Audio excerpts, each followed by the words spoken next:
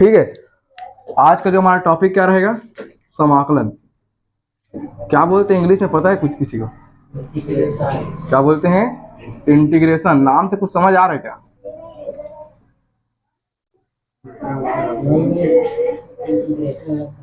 देखो, इंटीग्रेशन थोड़ा अभी नाम के बारे में समझेंगे।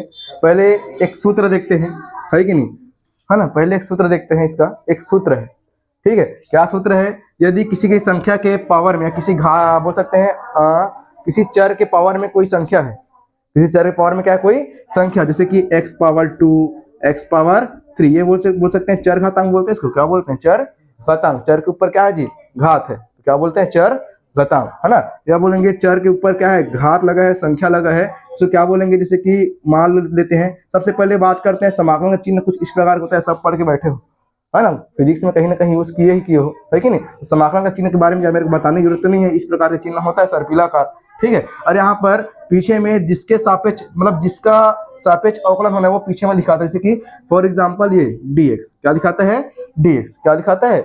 dx। अगर x के सापेक्ष और dx लिखाएगा, क्या लिखाएगा? x के सापेक्ष और क्या लिखाएगा? dx लिखाएगा। अब वहीं पर एक सूत्र बनता है x पावर n, जिसको अभी मैं बोला था कि याद करके आना है, x पावर n। तो यहाँ पर बताओ इसका सॉल्यूशन क्या मिला था अपने को? सही मिला था? नहीं मिला था। ये तो अवकलन का हो जाएगा। किसका हो जाएगा? अवकलन का। ये लिखे मिलेगा x power of n+1 upon n+1, ये फॉर्मूला मिला होगा। x power of n+1 upon n+1, यही फॉर्मूला मिला था क्या?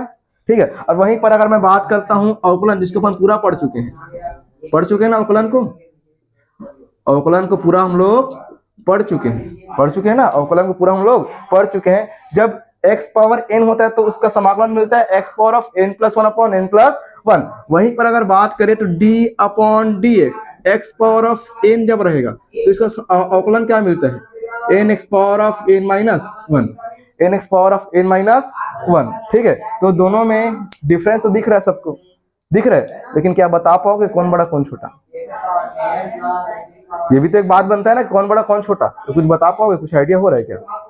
दोनों का सामने में सूत्र लिख दिया हूं, है कि नहीं, कंपेयर के लिए। तो यहाँ पर लगभग ये मान सकते हैं कि x पावर n ये भी है, x पावर n ये भी है। इसमें अवकलन हुआ, इसमें क्या हुआ?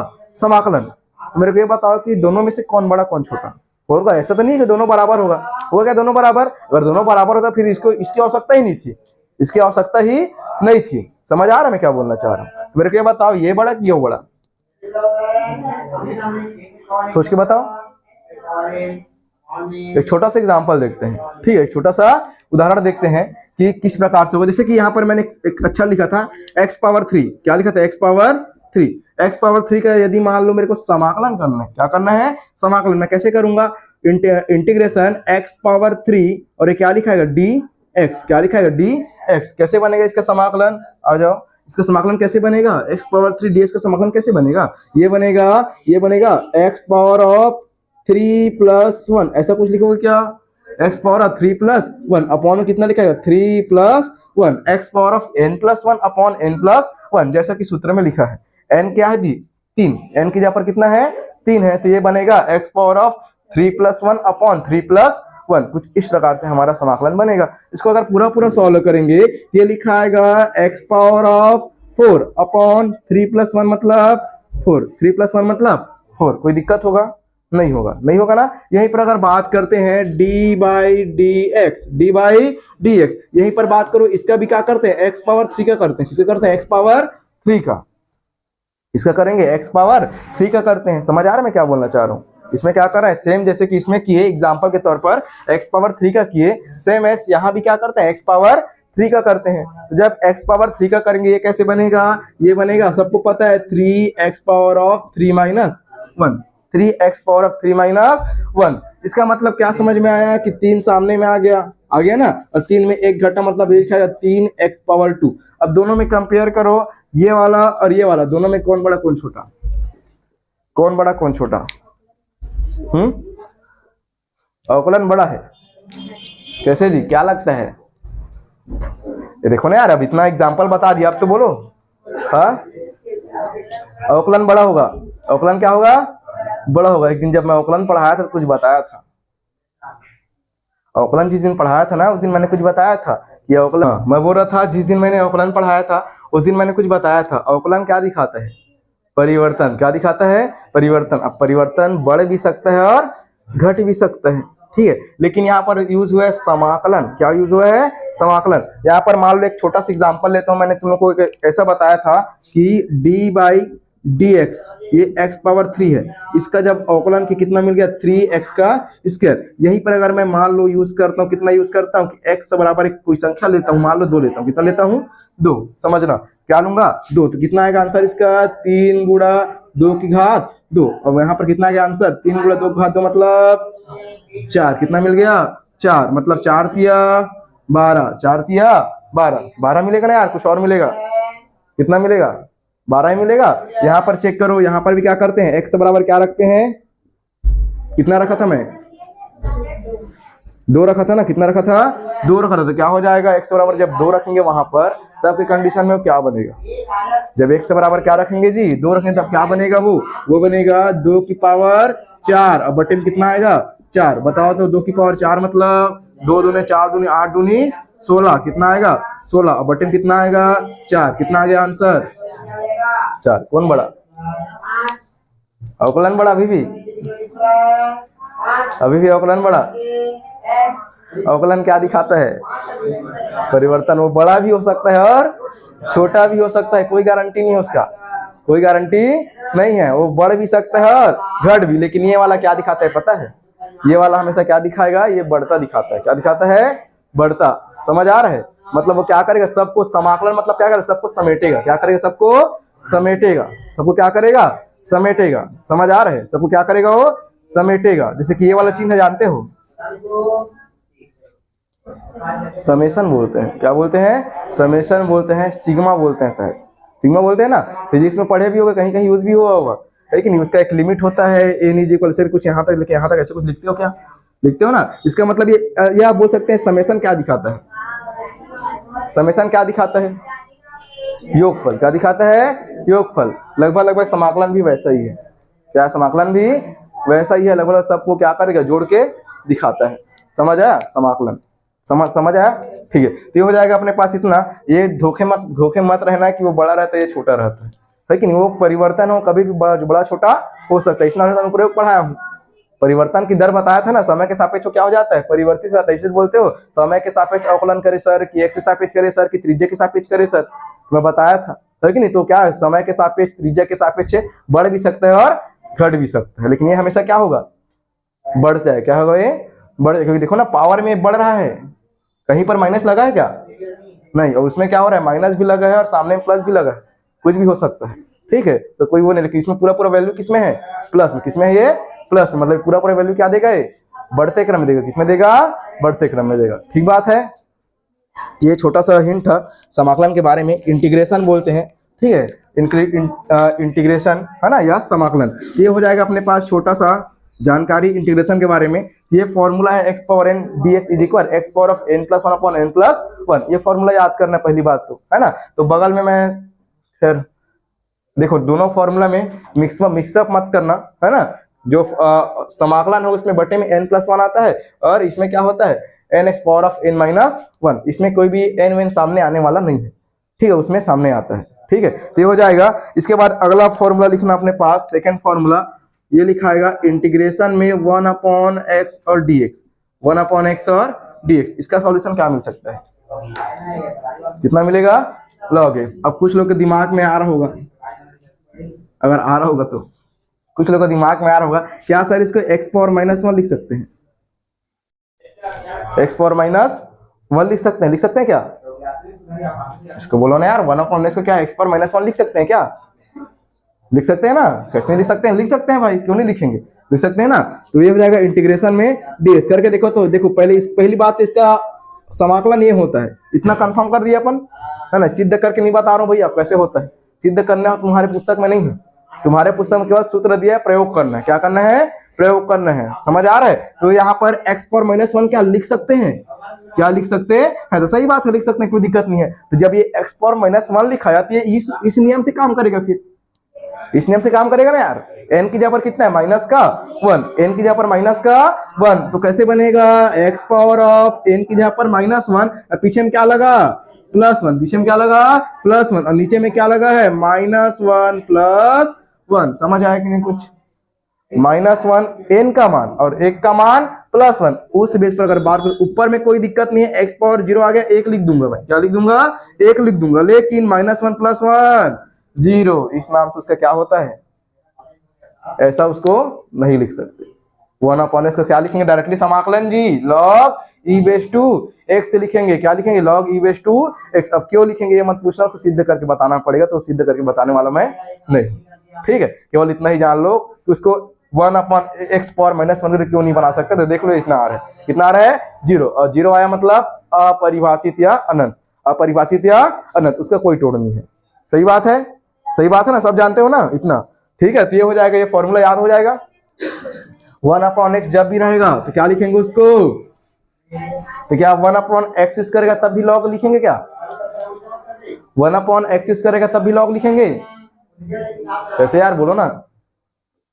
क्या 1/x रहेगा तब भी log, 1/x करेगा तब भी क्या log ही लिखेंगे क्या?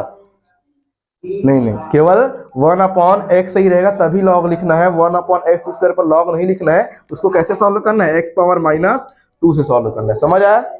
समझ आया? 1/x के लिए बस वो फॉलो होगा। क्यों फॉलो होगा ये भी बता दिया, क्योंकि वो अपरिभाषित दिखा रहे। क्या दिखा रहा है? अपरिभाषित। यहाँ पर लिख सकते हो, यार लिखने की जरूरत नहीं है, इतना समझ में आ गया होगा।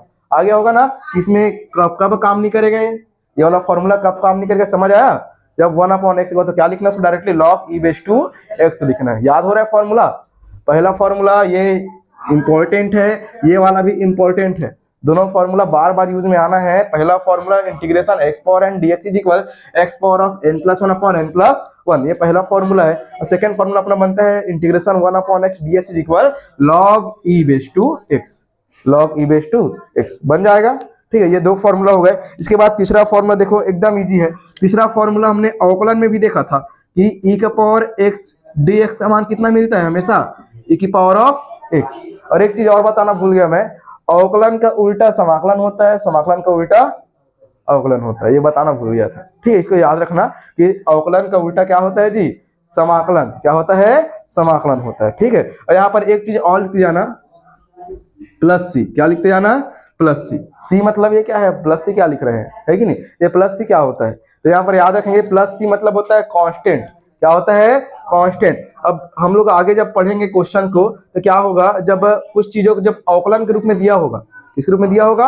अवकलन के रूप में, तो उसको बोलेगा समाकलन में कन्वर्ट करो। क्या बोलेगा? समाकलन में कन्वर्ट करो बोलेगा। तो हम लोग ये मानते हैं कि जब समाकलन में कन्वर्ट होगा तो कुछ ना कुछ चीज बच जाएगा, क्योंकि वो परिवर्तन है। वो क्या है? परिवर्तन। तो हम लोग अक्सर ये मानते हैं जब उसको समाकलन में कन्वर्ट करेंगे तो कुछ ना कुछ चीज क्या हो जाएगा जी? बच जाएगा। उसी जो चीज बचेगा, वही चीज जो बचेगा उसको अपन क्या मानते हैं? एक कांस्टेंट मानते हैं। क्या मानते हैं? कांस्टेंट। इस नाम से हमेशा क्या किया जाता है? समाकलन करने के बाद जो उत्तर आता है उसमें क्या किया जाता है? प्लस को सी किया जाता है, प्लस में सी। समझ आया क्या?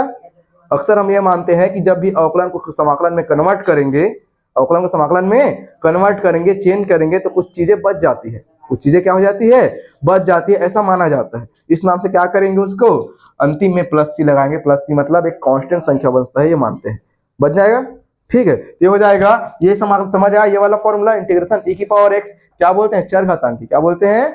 चर घातांकी। ठीक है, चर के ऊपर घात लगा है। चर के ऊपर क्या लगा है? घात लगा है। ठीक बात है, इसलिए बोलेंगे चर घातांकी। इसके बाद एक फॉर्मूला और है, ज्यादा यूज में तो नहीं आता, लेकिन इसको लिख लो।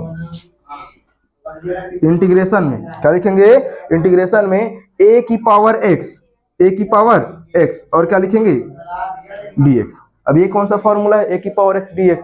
a क्या है? तो a क्या है? एक अचर। a क्या है? एक अचर। जैसे कि लिखते नहीं 2⁻x, 2⁻x। ये अचर के, सॉरी चर, हाँ बोल सकते हैं, अचर के ऊपर चर लगा घात में। अचर के ऊपर चर, ये वाला अलग होता है यार, ये वाला अलग होता है। ये चर के ऊपर क्या लगा है? अचर। चर के ऊपर अचर। ये वाला चर के ऊपर अचर है, ये वाला अचर के ऊपर क्या है जी? चर। ये फॉर्मूला काम करेगा। समझ आ रहा है? अगर अचर के ऊपर क्या लगेगा?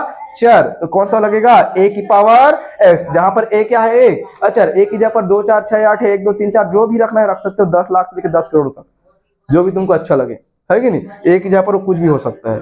ठीक बात है। तो a⁻x dx एक छोटा सा फॉर्मूला बनता है, फॉर्मूला को लिख लेंगे a⁻x सब याद करना है ना? फॉर्मूला को रटना है भाई, इसके लिए कोई ऑप्शन नहीं है, कोई दवाई नहीं है। log e⁻x बन जाएगा। a⁻x log e⁻x नहीं होता है, a होता है। log e base to a होता है, log e base to a होता है। बन जाएगा a की पावर ऑफ x, ये जो सामने में दिख रहा है ऊपर चला जाएगा और नीचे में हो जाता है log e base to a, log e base to a बन जाएगा, बन जाएगा। इस प्रकार से हमारा चौथा फॉर्मूला रेडी हो गया। चारों याद हुआ कि नहीं, चेक करो एक बार, चारों याद हुआ नहीं हुआ यार? पहला है x power n dx, integration में x पावर n dx क्या लिखा है, x power of n plus one upon n plus one हो जाएगा, ये पहला फॉर्मूला। दूसरा क्या बोलता है, इंटीग्रेशन में हो जाएगा 1 upon x dx, 1 upon x dx। कई लोग क्या करते हैं, अक्सर ये समाकलन चिन्ह लगाएंगे, dx नहीं लिखते हैं, अक्सर ये समाकलन चिन्ह लगाएंगे और dx को छोड़ देते हैं। एक दो बार मैं टोका भी था शायद, जब तुम लोग फिजिक्स में कुछ लिख रहे थे तो, है ना? तो ये गलती नहीं करना है, ये उसका मेन है, इसको नहीं लिखो तो कोई मतलब का नहीं, इसको नहीं लिखो तो कोई मतलब का नहीं है। समझ आ रहा है? उसके बिना समाकलन पूरा अधूरा है यार, है कि नहीं? तो हो जाएगा log e base to x और प्लस c, है ना, log e base to x plus c, 1 upon x का होता है ना, डायरेक्टली याद करना, e पावर x का e पावर x हो जाएगा और अंतिम में बनता है a की power x dx is equal a की power x log e base to a होता है, ना कि x। e बेस टू क्या होता है, a होता है, क्या होता है, e बेस टू a होता है। और log हमेशा e की बेस में लिखा आता है, आप लोग log तो पढ़े नहीं हो तो हमेशा जानना कि log हमेशा कैसा होता है, उसका बेस आधार कितना होता है, e होता है। कितना होता है उसका आधार, e लिखा होगा तब भी, नहीं लिखा होगा तब भी, ठीक है। यहाँ पर कितना हो जाएगा, उसके बाद आते हैं, ये देखो ये चार मेन फॉर्मूलास है, ये क्या है, चार मेन फॉर्मूलास है। कब किसका उपयोग करना है तो समझ में आया होगा, जब भी e का पावर x दिखेगा सेम लिख देना, छाप देना। लेकिन जहां पर a की पावर x मतलब अचर के ऊपर चर, अचर के ऊपर चर, तो ये लगाना है जी, दूसरा मत लगाना। अभी इसको पता चला इसमें x पावर 5 लिखा, तो यही लगा के दौड़ा रहे हो, तो कोई मतलब का नहीं है। बोलते हैं ना कि गधा के रेस में, घोड़ा के रेस में गधा दौड़ा दिए वाला, तो वही वाला काम होगा फिर, है ना। घोड़ा के रेस में गधा नहीं दौड़ाना है, घोड़ा ही दौड़ाना है कि नहीं? तो इसको नहीं लिखना है, इसके लिए ये फॉर्मूला बना के रखो, इसको बना के रखे ना, अपन लिख के रखे ना अभी, ठीक है। तो इसमें इसके लिए ये लिखना है। और मान लो 5 की पावर x दिख गया, 5 की पावर क्या दिख गया, x, तो किसको लगाना है, इसको। अभी मत बोलना y दिखा तो क्या लगाना है, जब y दिख गया तो क्या लगाना है। अब बोल देगा 5 की पावर y दिख गया तो क्या लगाना है, तो क्या लगाओगे, हाँ क्या लगाओगे यार, 5 की पावर y दिख गया तो क्या लगा दोगे, बोलो एक आइडिया दो, क्या लगा सकते हैं। सीधा सूत्र बदल देंगे, क्या कर लेंगे, यहाँ पर a की पावर y और ये भी क्या होगा, सापेक्ष किसका होगा, y का। यहाँ पर सॉल्यूशन में क्या मिलेगा, a की पावर y और बटे में log e base to a, a ही मिलेगा, y नहीं मिलेगा। a मतलब 5 मिलेगा, क्या मिलेगा, 5। अभी सूत्र लिखा तो a लिखा हूं, समझ आया कि नहीं, समझ आया? तो y के सापेक्ष हो, किसके सापेक्ष होगा, y को लेकर बनेगा, समझ आ रहा है, ठीक है।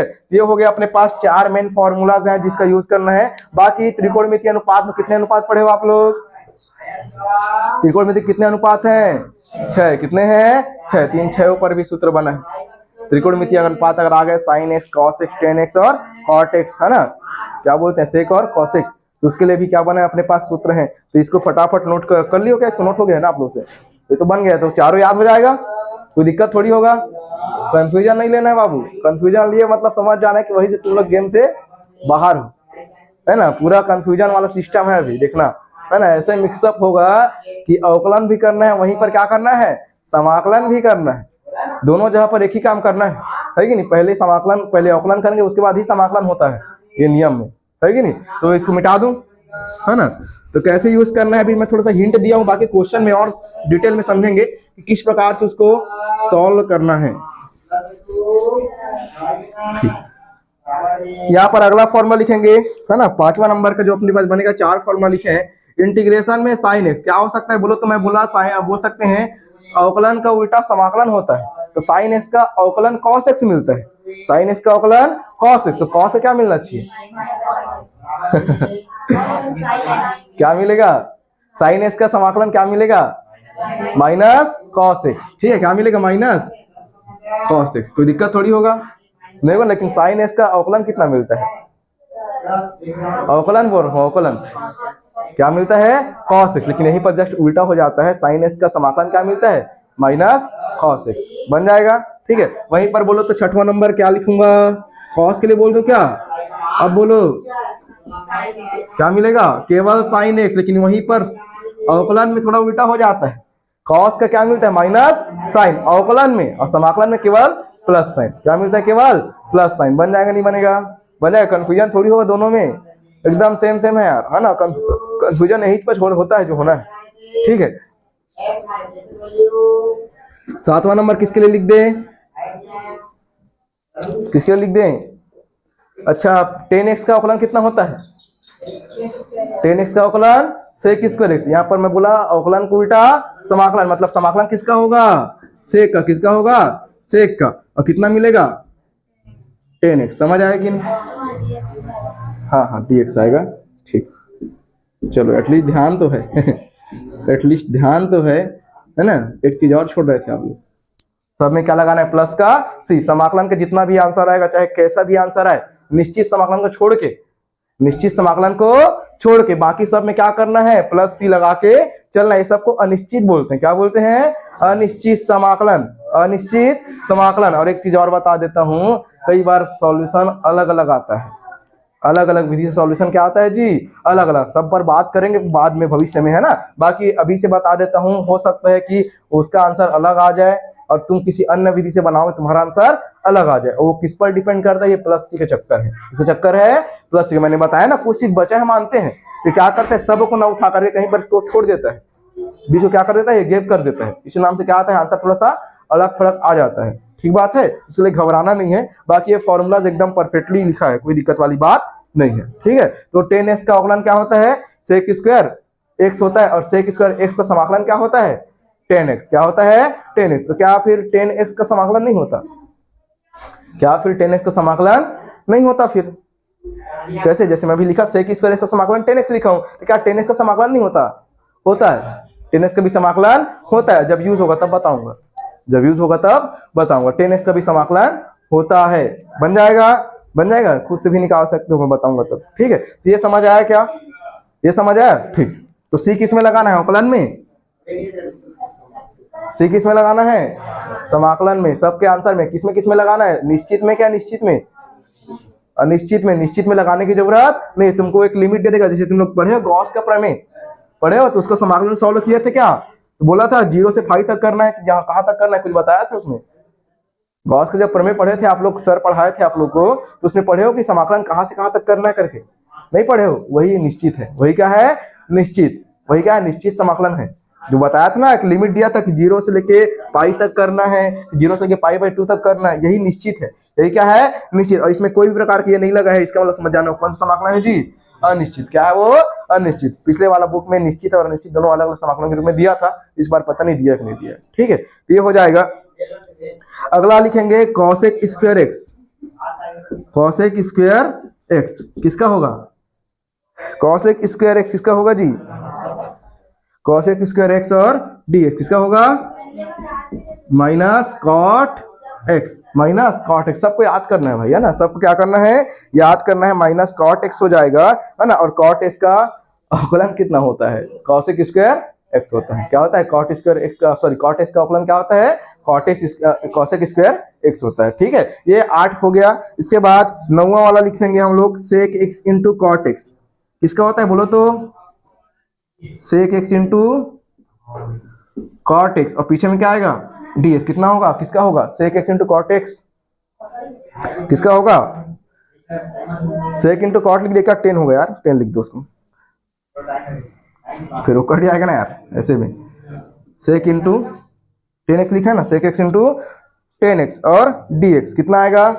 sec x। कितना आएगा? sec x। इसको भी याद करना है। तो भी क्या करना है? याद करना है। अभी 2 दिन कम से कम फॉर्मूला याद करना है पूरा, तभी बनेगा। कंफ्यूजन बिल्कुल दूर करना है कि अवकलन का फॉर्मूला ज्यादा कंफ्यूजन होता है, तो एक तरफ समाकलन का लिखना, एक तरफ अवकलन का लिखना, और दोनों में अंतर करना। दोनों में क्या करना?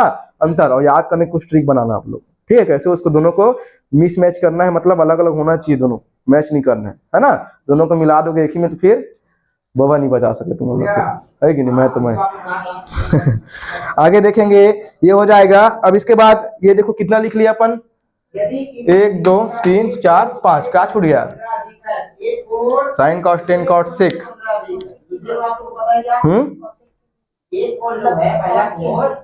कॉट के लिए छूट कहाँ लिखा तो है? अच्छा अच्छा,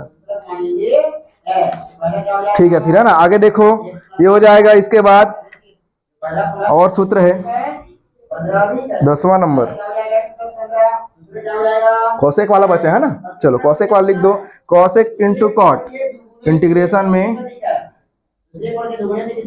cosec X into cot X, क्या होगा बोलो तो, माइनस में प्लस में, प्लस में होगा, किसमें होगा, माइनस में होगा ना यार कि प्लस में होगा, माइनस में होगा ना, किसमें होगा, माइनस में। तो कॉसेक एक्स आएगा किसमें आएगा, माइनस में। तो यहाँ पर एक चीज और तुमको याद करने के लिए बता रहा हूँ, थोड़ा समझो, ठीक है। क्या करना है, तीन चीज देखो किसमें है, तीन चीज किसमें है, माइनस में, किसका किसका, साइन का, और किसका, कॉसेक स्क्वायर एक्स का, और किसका, कॉसेक इंटू कॉट का, तीन ठो माइनस में, तीन ठो प्लस में, ठीक बात है। तो उसको उसके हिसाब से याद करना, सब में माइनस नहीं लगाना, कि सब में प्लस भी लगाना है कि नहीं। ये हो जाएगा अपने पास 10 फॉर्मूलाज है। कल हम लोग देखेंगे इनवर्स वाला, क्या आज ही दिखा दो, आज ही लिखा दूं, आज ही लिखवा दूं, इनवर्स वाला भी इजी है, वो भी एकदम इजी है, थोड़ा सा वेट कर लो, थोड़ा सा वेट कर लो, इनवर्स वाला भी देख लो फटाफट, है कि नहीं। बाकी कल से बोलते हैं वो देखेंगे फिर।